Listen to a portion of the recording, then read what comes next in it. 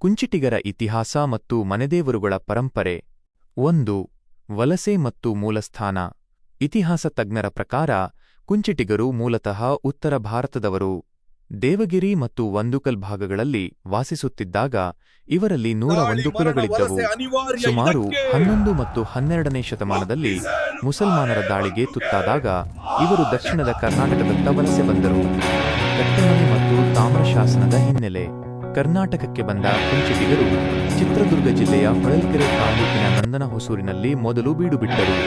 ಸಮುದಾಯದ ಏಕತೆಗಾಗಿ ಅಲ್ಲಿ ತಾಮ್ರಶಾಸನವನ್ನು ಬರೆಸಿ ಆ ಕಾಲದ ಆರಾಧ್ಯ ದೈವವಾದ ಆಂಜನೇಯ ಸ್ವಾಮಿಯನ್ನು ಪ್ರತಿಷ್ಠಾಪಿಸಿದರು. ಇಡೀ ಕುಂಚಿಟಿಗ ಸಮುದಾಯಕ್ಕೆ ನಂದನಹೊಸೂರು ಮೊದಲ ಕಟ್ಟೆಮನೆಯಾಯಿತು. ಕುಲಗಳ ವಿಭಜನೆ ಮತ್ತು ಮನೆದೇವರುಗಳ ಉಗಮ.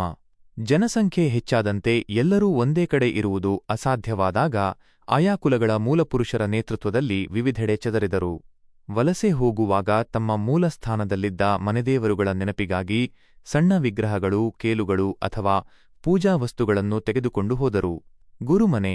ಪ್ರತಿಯೊಂದು ಕುಲಕ್ಕೂ ಜಂಗಮ, ಸ್ವಾಮೇರು ಎಂಬ ಗುರುಗಳಿದ್ದರು. ಅವರ ಸ್ಮರಣೆಗಾಗಿ ಗುರುಮನೆಗಳನ್ನು ಸ್ಥಾಪಿಸಿ ಗುರುಗಳ ಆಜ್ಞೆಯಂತೆ ಧರ್ಮಕಾರ್ಯಗಳನ್ನು ಪೂರೈಸುತ್ತಿದ್ದರು. ಅಮಾವಾಸ್ಯೆ ಮನೆಗಳು.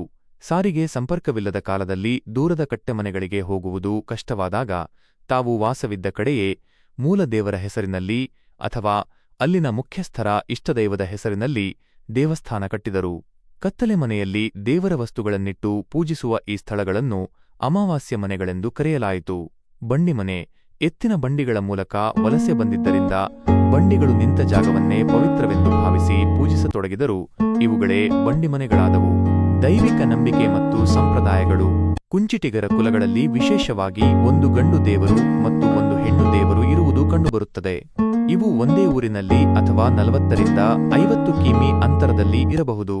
ಹಿಂದಿನ ಕಾಲದಲ್ಲಿ ದಟ್ಟ ಅರಣ್ಯ ಮತ್ತು ಸಾರಿಗೆ ವ್ಯವಸ್ಥೆ ಇಲ್ಲದಿದ್ದರೂ ಜನರು ಅತ್ಯಂತ ಶ್ರದ್ಧೆಯಿಂದ ಮೈಲಿಗಟ್ಟಲೆ ನಡೆದು ದರ್ಶನ ಪಡೆಯುತ್ತಿದ್ದರು. ಬದಲಾದ ಮನೆದೇವರುಗಳು. ಮದುವೆಯಾದ ಸಂಬಂಧದ ಮೇಲೆ ಅಥವಾ ಕಷ್ಟಕಾಲದಲ್ಲಿ ಇಷ್ಟಾರ್ಥ ಸಿದ್ಧಿಸಿದಾಗ ಬೇರೆ ದೇವರುಗಳನ್ನು ಮನೆದೇವರನ್ನಾಗಿ ಅಪ್ಪಿಕೊಂಡ ಉದಾಹರಣೆಗಳು ಇವೆ. ಬುಡಕಟ್ಟುಗಳು.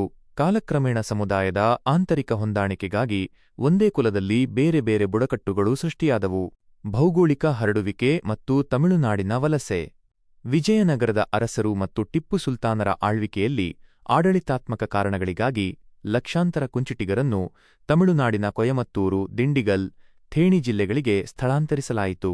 ಇಂದಿಗೂ ತಮಿಳುನಾಡಿನ ಕುಂಚಿಟಿಗರು ಬಸ್ಗಳ ಮೂಲಕ ಕರ್ನಾಟಕದ ಹಿರಿಯೂರು, ಸಿರಾ ಮುಂತಾದ ಭಾಗಗಳಲ್ಲಿರುವ ತಮ್ಮ ಮೂಲ ಮನೆದೇವರುಗಳಿಗೆ ಬಂದು ಹೋಗುತ್ತಾರೆ.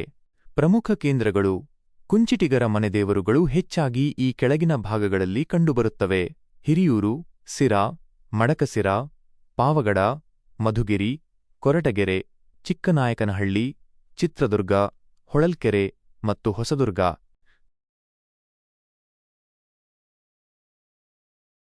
ಈ ವಿಡಿಯೋ ನಿಮಗೆ ಇಷ್ಟ ಆಗಿದ್ರೆ ದಯವಿಟ್ಟು ನನ್ನ ಚಾನಲ್ ಅನ್ನು ಸಬ್ಸ್ಕ್ರೈಬ್ ಮಾಡಿ, ಲೈಕ್ ಕೊಟ್ಟು ಶೇರ್ ಮಾಡಿ. ಧನ್ಯವಾದಗಳು.